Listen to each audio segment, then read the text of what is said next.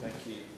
Thank you very much, Mr. Chairman. I've been asked a few times for my views on this case for a variety of reasons, and I haven't offered them.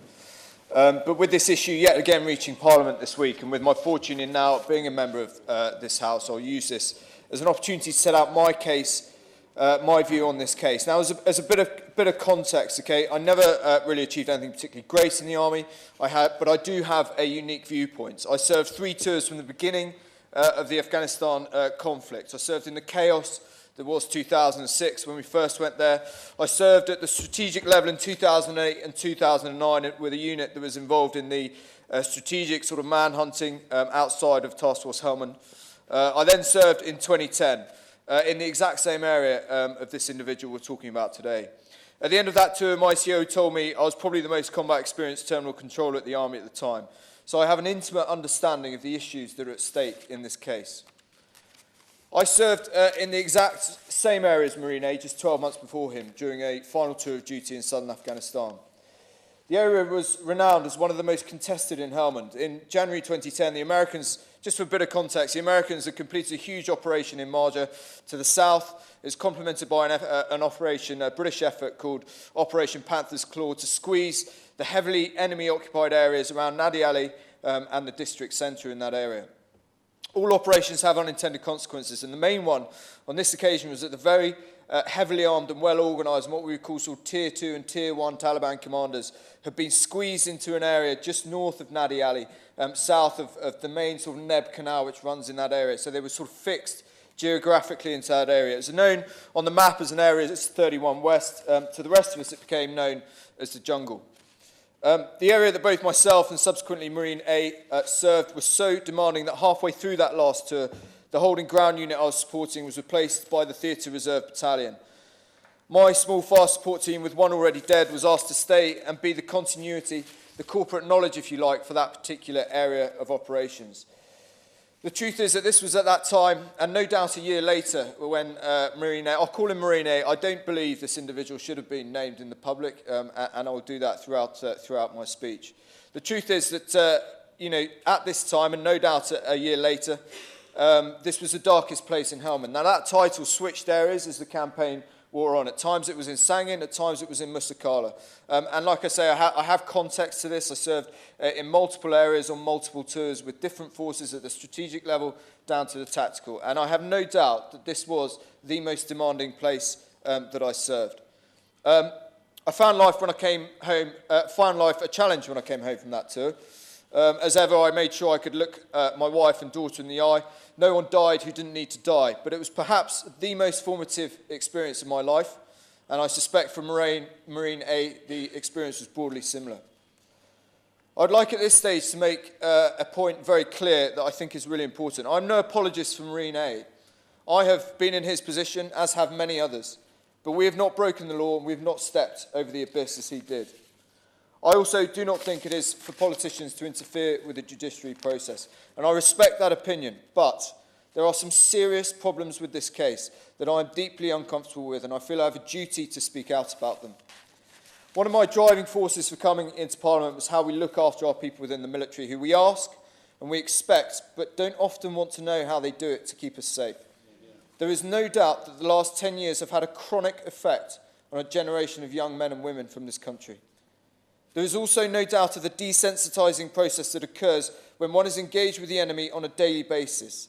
It is how you cope and how you get by. You morph, if you like, from a human to an animal and back again as you learn to fight, to live and to survive like an animal in the back streets of the jungle. Taking another man's life is a serious and sobering engagement. Extreme violence is to be expected. But as humans we adapt and we cope, and as British soldiers we do what needs to be done to survive and to win. None of this trumps professionalism in the conduct of those duties. I have no traction for those who say Marine A did what any one of us would have done, or even he only did what they would do to him given the opportunity. I'm afraid they entirely miss the point, and they don't help. They don't help this individual's case. But we must never take the collective faults of a system or a policy generated by the demands placed upon our men and hang them around one individual's neck, as has happened in this case. During the maturing process of the Afghanistan campaign, there were some epic failures in the chain of command. Courageous restraint was a great concept that most of us employed anyway, long before they gave it a fancy name. But that didn't stop the commander of British forces in 2010 suggesting that summer that we start giving state awards for those who showed courageous restraint.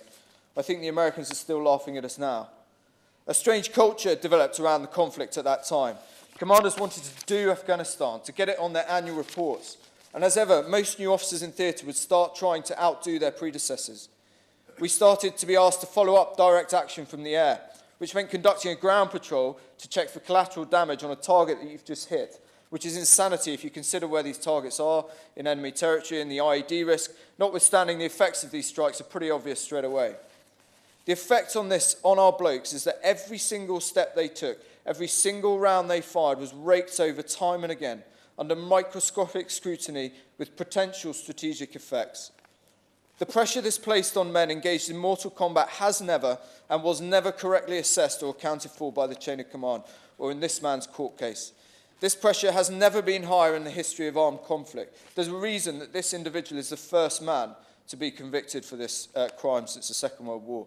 The effects of the strategic corporal, as it became known, have never been correctly assessed or due care and attention paid to this problem. Into this arena stepped a deeply scarred man of whom we had asked more and more as a nation without respite. He had conducted multiple combat tours, and yet those who thought they knew better down the other end of the radio did not heed his assessments of the specific threat to his patrol base in his area of operations. He had already lost his officer. He'd seen body parts displayed and been involved in the hunt for Highlander McLaren, which ended in such bad circumstances that to this day they remain rightly unreported. My point is that someone should have seen this coming. Marine made a mistake, he got caught, and it would be naive to suggest that he should not be punished. But the mitigating circumstances in this case are so great. He killed a mortally injured enemy combatant, of that there is no doubt. But does he deserve to be serving an 8-year prison sentence for murder, something I am deeply uncomfortable with? This, to my mind, represents a serious and unfortunately characteristic failure in the chain of command to protect the man at all costs and assume a collective responsibility for a duty of care.